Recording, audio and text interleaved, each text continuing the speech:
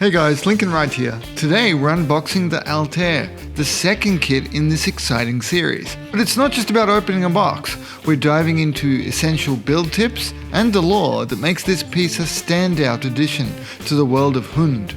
Let's get started. I'm hoarding these for my friends, so rest assured if you've bought one of these from me and the new book, these are coming your way next. The box art is a classic back from 2012. Beautifully done by Ko Yokoyama sensei. His boxwork arts are the best.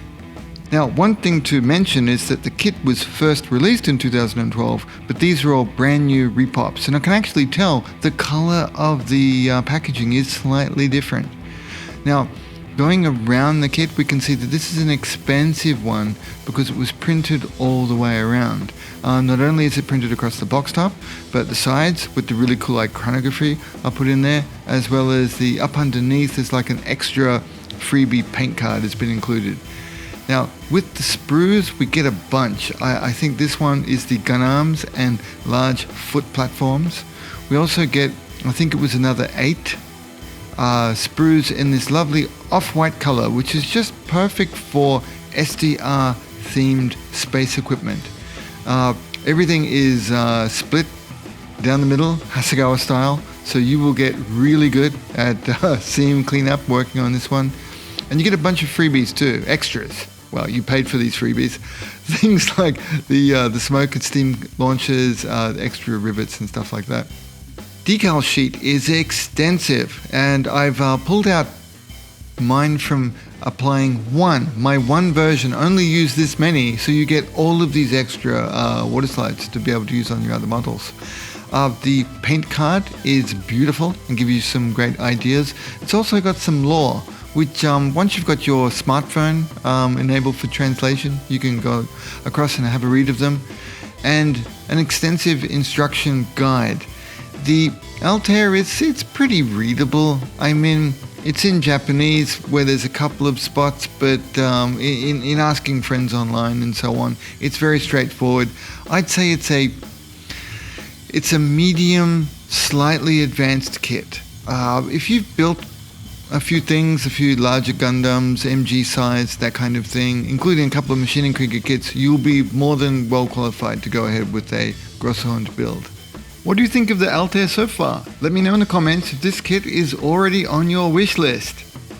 Now for some build tips, and as you can see, you can build this robot up for it to be ground based, standing on base. In my head cannon, I had it standing on a lunar launch platform, or you can set it up so that it's able to be positioned on a flight stand. The feet are one of the crux things of the kit to be done that are different from the first one, and using something like the black CA glue is perfect for attaching the cables to the feet because it remains a little bit flexible once it's dry.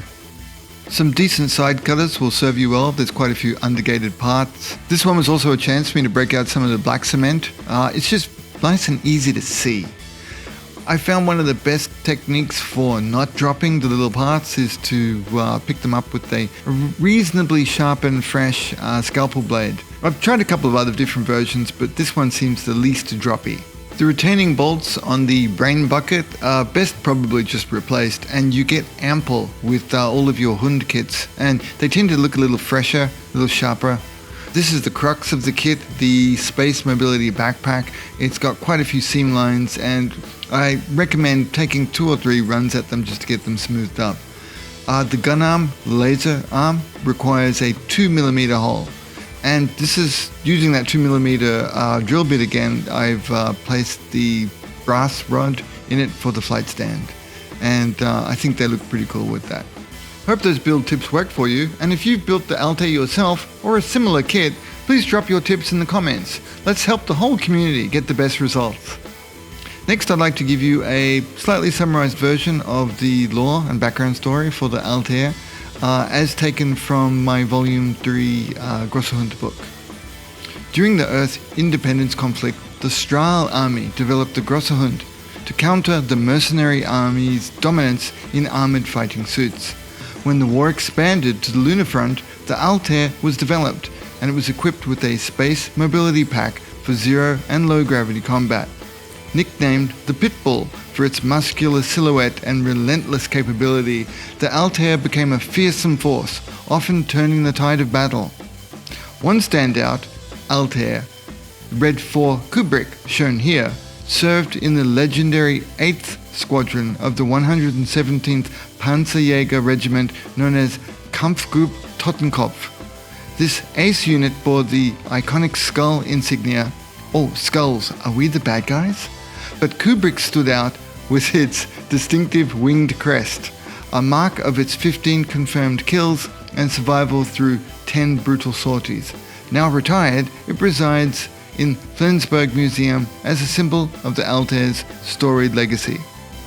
Yes, sorry for dropping the joke in there. I just couldn't help it with saying anything about skulls. I've got to reference that really funny comedy skit.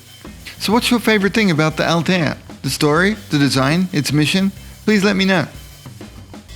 In the next video, I'm going to bring the Altair to life with paint. I'm going to walk you through a deep dive into the steps to make this model shine. Then after that, we'll be doing some weathering to give it that perfect battlefield look for the moon and space. If you enjoyed the video, please don't forget to like, share and subscribe. And if you want early access to tutorials like this, please join me on Patreon to see it all before anyone else. Thanks always for watching. Bye for now.